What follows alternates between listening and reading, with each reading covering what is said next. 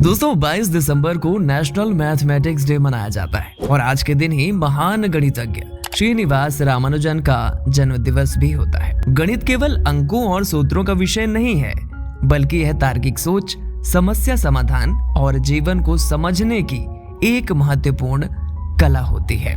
तो इस विशेष अवसर पर गणित के महत्व और उसके प्रति दृष्टिकोण को समझने के लिए शिक्षकों और विद्यार्थियों से संवाद किया गया।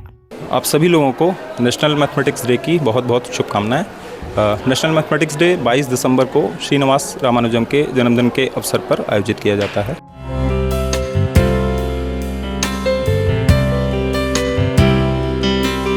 देखिए सर, फार्मूला याद कराने से पहले फार्मूला कहाँ से आया है, कैसे आया है, मतलब मैथमेटिकली उसको बोल लें तो उसका डेरिवेशन सबसे पहले तो बच्चों को अच्छे से करवाएं।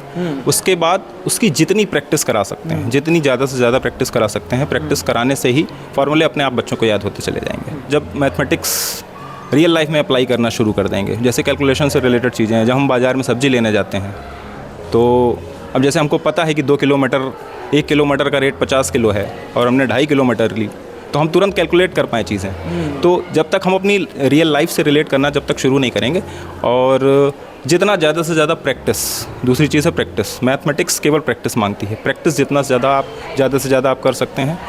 तीसरी जो इम्पॉर्टेंट चीज़ है, खासकर बड़ी कक्षाओं में जो मैथमेटिकल कंसेप्ट होते हैं, मैथमेटिक्स बच्चे क्या करते हैं, सवालों को रटना शुरू कर देते हैं। तो सवालों को रटने से अच्छा है कि वो सवाल किस कंसेप्ट से लग रहा है, वो कंसेप्ट दिमाग में बैठाएं। वो कंसेप्ट जब समझ में आ जाएगा तो सवाल रटने की ज़रूरत नहीं पड़ेगी।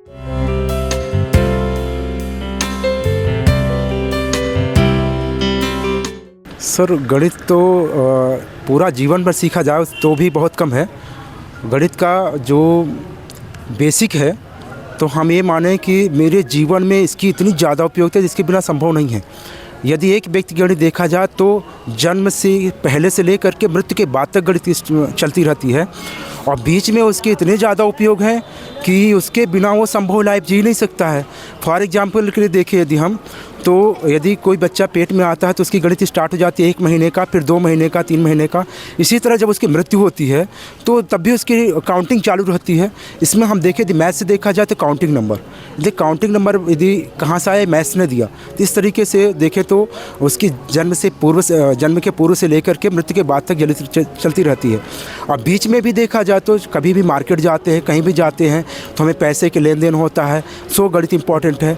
हम किसी काम को करने के लिए भी हम गणित के नज़रिए से देखें तो हमारा काम का बहुत अच्छा परफेक्शन मिलता है, बहुत अच्छा काम होता है।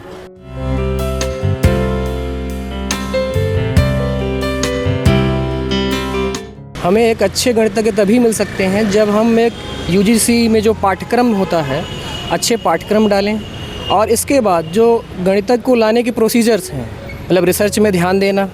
दूसरा, एक पारदर्शी प्रक्रिया होनी चाहिए, सरकार द्वारा चलाई जाए, तब तो हमें एक अच्छे गणितज्ञ मिलेंगे। हाई स्कूल के बाद जब हम मैथ्स का चुनाव करते हैं तो आप अपने इंटरेस्ट को देखें और कैरियर को देखें कि आप किस में अपना कैरियर बेहतर बना सकते हैं। दूसरा, उन सब बच्चों में जिन्होंने मैथ लिया है उनके पास प्रैक्टिस का अभाव है, मतलब लैक ऑफ प्रैक्टिस, इसलिए उनको मैथ से लेके डर बना रहता है।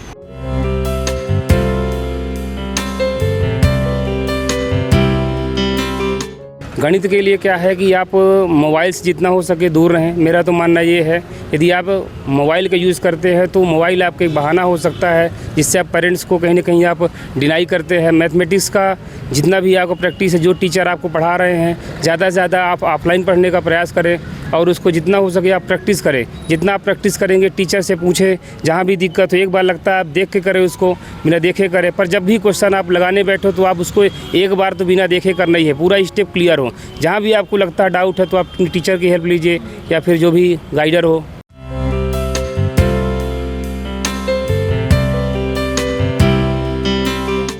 मैथमेटिक्स एक ऐसा सब्जेक्ट है जिसमें हम अपनी चाहें तो सारी फ्रस्ट्रेशन, गुस्सा निकाल सकते हैं। जस्ट बिकॉज कभी कभी होता है कि हम कोई इक्वेशन सॉल्व कर रहे हैं, कोई आइडेंटिटी लगा रहे हैं, तब उस टाइम हम पूरा सॉल्व सही कर रहे होते हैं, सही फार्मूला पुट किया होता है सब कुछ, लेकिन करते करते प्लस माइनस की वेरीफाई या इधर से उधर करते करते कहीं ना कहीं आंसर गलत आ जाता है, मतलब आंसर प्लस में तो हमारा माइनस में आ जाता है। तो उस मोमेंट पे इतना तेज़ गुस्सा आता है कि लगता है बस खत्म, मैथ की बुक ही फाड़ के फेंक दे। लेकिन एग्जैक्टली पर अगर उस टाइम पे ये लगता है नहीं अब तो करना है, अब कैसे गलत है, तो उसमें होता है I have to solve this equation, I have to solve this question, अब तो करना ही करना, आई कैन डू इट, मतलब अंदर से आवाज़ आती कि नहीं अब करो अब करो। तो उस टाइम पे ज़्यादा मज़ा आता है। और अगर मैथ्स में क्वेश्चन सॉल्व हो गए तो फिर उससे ज़्यादा मज़ा किसी और सब्जेक्ट में नहीं है। अगर मैथ्स बन गई है तो नहीं, अगर मैथ्स टफ है तो फिर उससे ज़्यादा टफ है किसी को कुछ नहीं लगता है। मैथ्स एक ऐसा सब्जेक्ट है जिन्हें पसंद है उनके लिए बहुत ज़्यादा फेवरेबल सब्जेक्ट है, और जिन्हें उनसे डर लगता है तो फिर बहुत ज़्यादा ही वो उनसे दूर भागते हैं। मेरे को फ़िलहाल मैथ्स से काफ़ी ज़्यादा डर लगता है, जस्ट बिकॉज कि मेरी कुछ चीज़ें, मतलब मेरा कुछ वो वीकेस्ट चैप्टर है, सब्जेक्ट है मैथ्स। लेकिन मैं देखती हूँ जो चीज़ मुझे आ जाती है पर वो चीज़ में मुझे बार बार वही चीज़ करनी होती है। तो मैथ्स में चाहो तो अपना डर, गुस्सा, फ्रस्ट्रेशन या फिर निकाल सकते हो तुम।